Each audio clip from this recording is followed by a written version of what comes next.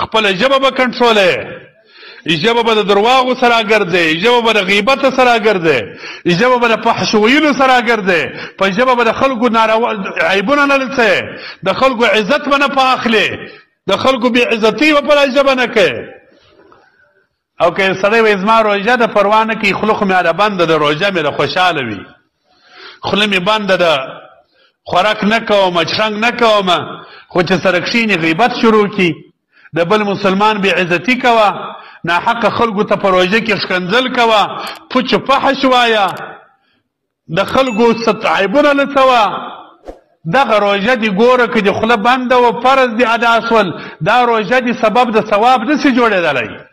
پر دغه روژه تا ته ثواب نسته، په دغه روژه باندې د خدای رضا نسې پیدا کولی، په دغه روژه باندې جنت نسې پیدا کولی. که ته غواړې چې زما روژه سي، نو شرط پکې دا دی چې پوچ و فحش به نبي علیه السلام وی نه وایه، غیبت به نه کوې، بهتانونه به نه وایې، بیا نو ستا روژه چې دغه روژه ده. حدیث مبارک کې راځي نبی کریم صلی الله علیه وسلم مبارک ته، نبی علیه السلام مبارک ته یو چا حال راوړی وي، دوې زنانه وي دي، روژه یې نیولې ده، ډېرې په تکلیف سولې، ډېرې په عذاب دي، د ورځې نیمایي د سخته وږي دي، تږي دي، طاقت یې نه کېږي، اجازه شته چې روژه وخوري. نبی کریم صلی الله علیه وسلم مبارک ورته وایي تاسو یو شی وروړئ ورته کښېږدئ، دې ته ووایاست ورته په خوله لاس چغ کړي، څه چې مو خوړلي دي هغه راقی کړي، بس جوړې به سي، بدن به یې صحت به یې جوړ سي، خوراک دې نه کړي. هغه چې ولاړلې خلکو چې ورغلل یو شی ورته کښېښوي، د زمانې موافق یو کاسه یې ورته کښېښوله، وایي په دې کې نبي علیه السلام وایي چې څه مو خوړلي دي هغه راقی کړي، قی چې ووالي بیا ادبي معاف وینې او غوښې سره ګډې بیا راقی کړي. خلک راله نبی کریم صلی الله علیه وسلم ته ویل چې اخو وینې و غوښې قی کړلې، رسول الله صلی الله علیه وسلم ورته دغه دوه زنانو غیبت کړی دی، دا چې سره کښېنستلې غیبت یې یو مسلمان کړی دی، د مسلمان غیبت دا د هغه انسان غوښې خوړل دي، حدیث مبارک دی. داسې دی لکه یو سړی چې د خپل مسلمان ورور غوښې رابېلوي خوري، یو سړی چې د چا غوښې خوري د هغه به څه عذاب وي چې د انسان غوښې خوري. غیبت دغه رقم ګناه ده لکه ته چې د انسان غوښې خورې. نو نبی کریم صلی الله علیه وسلم وایي روژه چې پر وغمېدل د یو انسان غوښې خوړلې وې ځکه پر وغمېدله، چې هغه یې راقی کړلې بس روژه ارامه سول، کراره سول. صوفیه مبارکان لیکي که پر یو سړي باندې روژه وغمېدل، دا سړی دې پوه سي چې ما غیبت کړی دی، که په کومه ورځ خپله روژه در باندې وغمېدل پوه سه چې غیبت دې کړی دی، د بل چا مسلمان ناحقه غوښې دې خوړلې دي.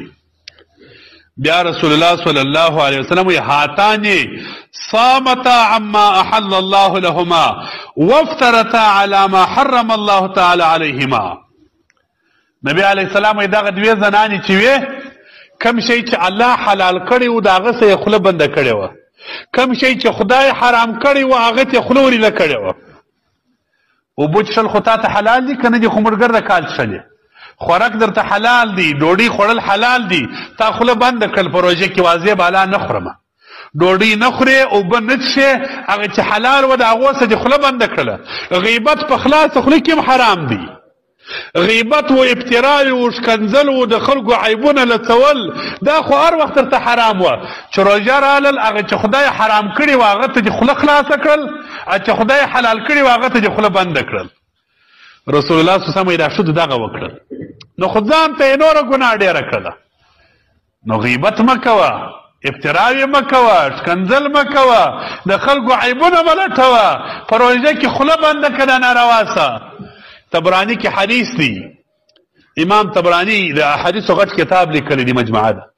یو صحابي شهید سو، په غزا کې شهید سو، مور یې ورته ناسته ده، وایي الله دې ستا شهادت قبول کړي، شهادت دې مبارک سه، جنتي یې. رسول الله صلی الله علیه وسلم چې دا خبرې خوند نه کوي ور مور ته وایي ته څه خبره یې چې دا جنتي دي؟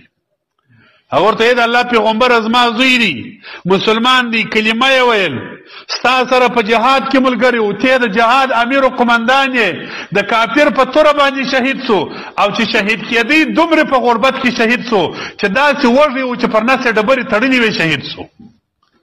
چې دا نه وي جنتي څوک به جنتي وي. رسول الله صلی الله علیه وسلم وایي ده ته الله ژبه ورکړې وه. ګوره کې ژبه بې ځایه مستعمله کړې وه، که څوم شهید سوی دی جنت ته نشي تللی. د ژبې داسې عذاب دی.